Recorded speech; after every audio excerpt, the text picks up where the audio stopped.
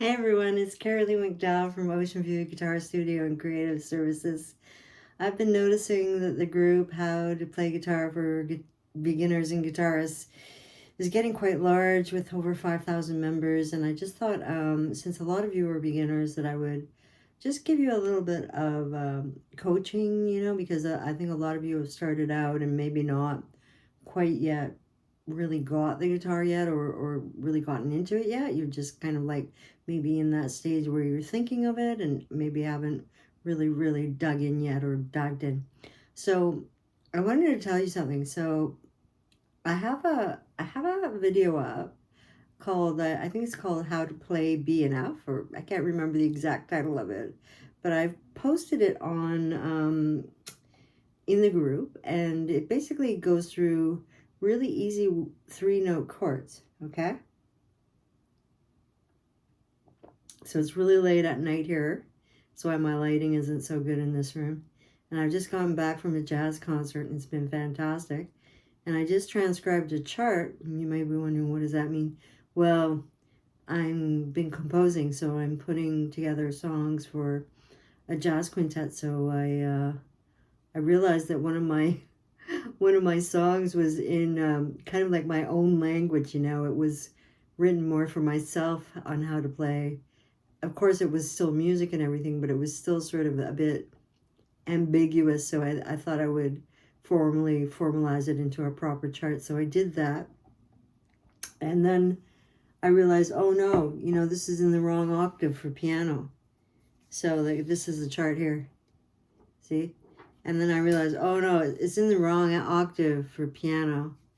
And so I'm going to probably drop it down an octave for piano, because you may not know this, but guitar sounds an octave lower than when you're reading guitar music. It actually sounds an octave lower than what's written. Okay, so that's important to know, because a lot of people maybe in an orchestra or something tune to concert A, right, which is that A in the second space on the staff of five uh, line staff, and but on guitar, that note is written above the staff, okay, and it sounds an octave lower. So this would be concert A, right? But it looks like how you read this on piano. Okay, so I'm just giving you an idea. You don't have to really panic about that yet, but once you get into reading guitar music and playing with other musicians, you'll have to know that. But let's just start about some really basic things here. So as you can see, I have my guitar. I have my strap on. Okay, so I have a really great strap. It's just a comfortable kind of leather strap. I like leather straps. I would say if you can get a strap with sheepskin on the inside, that's a really comfortable strap. So if you have any shoulder problems, or you just easily get sore or something like that, if you're that type of person, or you're older or something like that, you may want to consider getting a guitar strap with sheepskin on the inside, because it's really comfortable. I have one. I don't even know where that. It must be in my guitar case. I'm wondering, where is that strap? It must be on one of my other guitars, probably. I got several guitars, so. But anyway, it's a really great strap. So that's one thing to start you off with, just as far as straps go. If you're just about to buy a guitar, or if you're thinking, oh, I don't like my strap. Well, that's something you can do when it comes to straps. Okay, how to hold the guitar. So as you can see, like, I've got it so that the guitar is fairly up high, because I like to kind of be able to easily access the neck, right, or the fretboard, it's also called. But my friend, John Stoll from the United States, he plays his guitar up like this, and then he can get all these really wild stretches, It's really quite amazing. And he has like a special holder that he attaches to his leg that kind of keeps the guitar in that position. It's really quite brilliant. He's very innovative. He always has been, but so I just wanted to tell you that. And then, Jeff Healey, for example, the blind guitarist from Canada, used to play with his guitar flat on his lap like this, because it was something that resonated with him. You know, it was easier for him as someone who was visually impaired, you know, with a blind, you know, just he was blind. So but that never stopped him. He was very brilliant. He was a brilliant radio host, brilliant trumpet player, brilliant guitar player. So that's another thing. So those are just some ideas, like if you need different ways to approach the guitar because of a disability or because you just want to explore, those are some things you can look at. Okay, but as you can see, my guitar is fairly, you know, I've got it close to my body. The strap is on. Now, if you're playing an acoustic guitar, you may not have a strap holder. Like some of these cheaper acoustic guitars don't even have strap holders. Well, I would tell you, like, don't buy a guitar like that. Try and get one that has a strap holder. You know, on both up here and down here. You know, on that acoustic guitar, you can get them put into your guitar, but often on those cheap guitars, it's not really worth the expense. So I would just say, try and get a guitar when you buy a guitar with strap holders, okay? The other thing that some people do is if they're playing a classical guitar, they can put it through the holes up here where you'll see on a classical guitar or a nylon string guitar, there's often kind of holes up near where the headstock is, so you can kind of string it through there and then have it at the bottom here. Okay? Often, you know, but some classical guitars don't have, you know, strap holders, unless they may have a pickup or something, which is some amplification controls. So just wanted to tell you about that. Okay, so that's another thing you gotta know. But thinking of the guitar, so I have it, you know, in this convenient, you know, where I can easily slide up and stay in good position. This is like take your fingers and take your thumb and the finger next to your index finger. So here's your index finger. Use this one, and now use that to guide you as you go up and down the neck. And you know how you want to stay in a kind of just basically an easy to kind of grab position, right? So that's about just having some fluidity as you move along the neck. Some people like to put the guitar on their right knee. I don't. Some people like to put it on their left knee, which I like. Some people like to use a guitar pedal. Let me show you that. It's called a footstool. Let me show you that. So this is a classical guitar footstool. So sometimes I use it. And you just put your left foot on top of it, and it puts you in that nice position that I was telling you about with John Stetch. It makes things really quite easy, and most classical guitarists like to use them. But I want to warn you about that. They cause lower right back pain after a while, and can really cause some back problems. So if you're a younger person, maybe you can get away with it for a while, but I'd be careful how you approach that, and, you know, speak to some experts, speak to your teacher about it, or study with me and I can, you know, teach you more about that. Okay, so, all right, now another thing is, well, we've got our strap on, okay? We've got the guitar fairly close to our body. I've told you how to put your hand, you know, on the guitar. So, you know, you don't want your thumb up like that. I have to say, Jimi Hendrix did that a lot. He would play it like up here, like get all these really wild things happening, right? But generally speaking, like if you're going to be a proper guitarist, you don't do that. You keep the thumb behind the neck, okay? And the other thing is when you play the guitar, you want to stay on the tips. Do you see how my knuckles are up? You want that. You don't want them all kind of flattened like that or anything like that. So you want to kind of generally kind of keep that position where you're up, where your knuckles are up, okay? And sometimes you may want to angle it a bit depending on what you're doing. So that's okay too, okay? All right, now, so we talked about how to put your hand on the guitar. We talked about how you have to have a guitar strap if you want to kind of like have the best experience with the guitar. We're going to talk about holding a pick. let me just find a pick here. I've got a lot of paperwork on my desk right now because I'm actively working on transposing charts and things like that. I'm going to show you two different types of picks. Hi, everyone. Close up there. So this is a nice thick pick. I really quite like it. It's Jim Dunlop. I've been having trouble finding Jim Dunlop, so if anyone knows how I can get some, let me know. But this is a really nice, really heavy pick. You know, I've played it so much that it's all worn off, so I don't even know how heavy it is. Like, because the measurement was on it at one point, but it's worn off. Okay, and then here's a Fender, which is an extra heavy pick. And you may want, why is she using extra heavy picks? Well, because I'm into jazz, right? So I want a really nice mellow tone. Now, if you're just going to be playing like rock and pop and stuff like that, you can use a medium pick or even a light pick.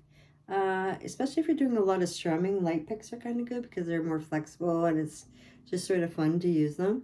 But medium picks usually work pretty well for most of that type of playing. The thicker picks are more like for, you know, really nice jazz and blues sounds, okay? Or just because you like them, how they feel and stuff like that. Okay, so we talked about that. And when you're going to hold a pick, so you see how I'm just kind of holding it in between my fingers? So that's something a lot of people like to do, just hold it that way, right? You see, like, just it's like I'm pinching. I'm not pinching, I'm not pressing. It's just held there, you know? So, you see? See that? But I want to show you another way. It's like kind of like a jazzy way. You can hold it like this. See that? So that's another way. I think I was playing like that for a while. I really got into that style of playing for a while. Because I really wanted to play fast at that time when I was younger. And I was doing that for a while. But I just say experiment with how you like how it feels and just see where you can take it, okay? So that's how to hold the pick. Okay, and we talked about how to hold the guitar and everything. Oh, well, yeah, you've got like your volume is this knob right here. This is your pickup position. So I've got it on the one closest to me, so that's going to bring this pickup here, which is the most softest, mellowest sound. See how nice that is? But watch when I make it go away, how it's crisper. Listen to this one. Wait a minute. Just have to turn it up the other knob there. See how it's a lot more crunchy? Now it's gonna get really crunchy. Right? Really trebly. But I like it in that kind of mellow sound for jazz, okay? That's what I like. Now, as you can see, there's these different knobs here. Sometimes they're just tone controls. Depends what kind of Stratocaster you have or what kind of guitar you have. But other times they're controlling the actual pickups on your instrument, okay? So you might have to turn one up to get the volume, okay? So just be aware of that. Experiment with them and figure it out. It's not, you won't have a problem figuring that out, okay? Trust me on that. Okay, then the other thing is, well, as a guitarist, sometimes you're going to want to do some finger picking, okay? So you may be wondering, well, how do I do that? Well, we'll get to that eventually. I'd say if you want to learn about finger picking, to book in a lesson with me and I can go over the PIMA system really closely with you and get you really focused on how to hold your right hand properly and with the right hand technique so that you're moving in the best way possible for speed and good technique. But so we've talked about the basic things. Now someone was saying, oh, well, you got to know how to hold the guitar. Yeah, you do. So you see how like it's all held already for me because I've got the strap and I've explained different ways to do it. You can have the curvature of the guitar on your left knee. Some guys, you know, like to have it on the right knee. It really just like, but to me, that's just see how that's really off on me, right? So, because I'm really short, like I'm very short. So for me, I like it like this. Okay. So now we're going to talk about chords. I just wanted to talk about the 1-4-5 progression. So some of you may already know what the C major scale is. C, D, E, F, G, A, B, C. That's without any sharps or flats. It's the most basic, easiest key to work with. So we're going to start with that. Okay, so C major has chords built on each degree of the major scale. So do, re, mi, fa, sol, la, ti, do. Let me just make sure I have that right. Do, re, mi, fa, sol, la, ti, do, right? Or do, re, mi, fa, sol, la, ti, do. Okay, that's not my range. I'm kind of a lower singer. But you see, like, so those are all the notes, right? Well, here's C, the first note. I'm going to build a chord off that called C major. Now, if I count up to the 4th position on that, so I could play chords on each degree of the scale. I just play C, and then I skip a note to E, and then I skip a note to G, and that's my first chord, right? So how it would sound on piano, right? Or like this, right? Now, if you were going to build a chord from the next note in C major, which is D, and by the way, we don't go past G, like there's no H in music or anything. But anyway, so we're going to build a chord on D. It's going to be a D minor. And a D is a D Dorian mode, but it's a D minor. So let me just play that for you. So here we go. Wait a minute. Let me get this right for you. Do, me, so, me, do, right? And it's kind of nice up here. Right? So that's the D minor. These are all in root position, which is the most easiest way. Like if you're on a piano, when you're going like this, you know, it's kind of like the easiest way. All right, now for E minor is E, G, and B. Do, mi, sol. And then for the 4 chord, okay, so we just played the first chord, the second chord, and the third chord. So we played C major, which is 1. We played the second chord, right? We write it as 2, like that. And it's the D minor, right? And then we're going to play the 3, which is E minor, and we're going to write it out like a bunch of 3 I's, it kind of looks like, but it means 3, right? The 3rd position of chords on the 3rd note of the scale, which is E, C, D, E, right? C, D, E. Now we're going to go to F. Now this is pretty important what I'm just about to tell you. Don't get too bored yet. So C, this is F. Do, mi, sol, right? And then do, mi, sol. Well, the thing about that is there's a very common chord progression in rock music and pop music and folk called the 1-4-5 chord progression, okay? So that's what I'm just about to teach you, because once I teach you that, you're going to know a lot of songs, and I'm going to demonstrate that to you in a moment. It will be really easy for you to just fly after this, right? So C major, we're just going to start off with a basic C major here. You're going to take your first finger, put it on the 1st fret on the 2nd thinnest string. So this is your high E. The next string is B, and then G. Well, you're going to put that you're going to put that first finger on the 1st fret on the 2nd thinnest string, this note, to that note, to that C note. And then you're going to play the top three notes. Top thinnest strings, right? And here you're going to play a chord with your pick, you're going to go like this. You see, I'm just kind of easily playing it all at once. Okay, so that's C major. Okay, now it's in a different inversion, but I don't want you worrying about inversions right now. And even if you're someone with a lot of music knowledge, just don't worry about it. It's a C chord, trust me. So now what we're going to do is we're going to play the 4 chord, which I told you was F, right? So C, D, E, F, 1, 2, 3, 4. The 4 chord is F.